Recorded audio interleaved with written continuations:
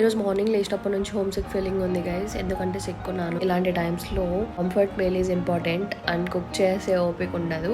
But బయట మనం తినడానికి ఆప్షన్స్ ఉండవు, సో మనమే కుక్ చేసుకోవాలి. మమ్మీ అయితే మంచిగా రసం, రైస్, ఎగ్ బాయిల్ చేసి పెప్పర్ వేసి ఇచ్చాయన్నమాట. I miss that guys. అప్పుడప్పుడు ఇలాంటి డేస్ కూడా ఉంటాయి గైస్, ఏం పర్లేదు. ఇక్కడైతే టమాటా చారు కోసం నేను ఫస్ట్ టమాటోస్ని కట్ చేసి బాయిల్ చేస్తున్నాను, తర్వాత స్క్వీజ్ చేయాలి.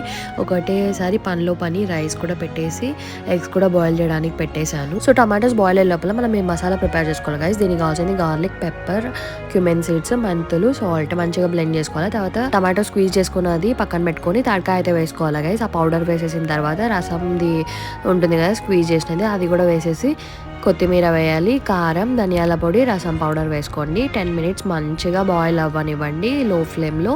Then my comfort meal is ready. మీ కంఫర్ట్ ఫుడ్ ఏదో కామెంట్ చేయండి. Thanks for watching. సబ్స్క్రైబ్.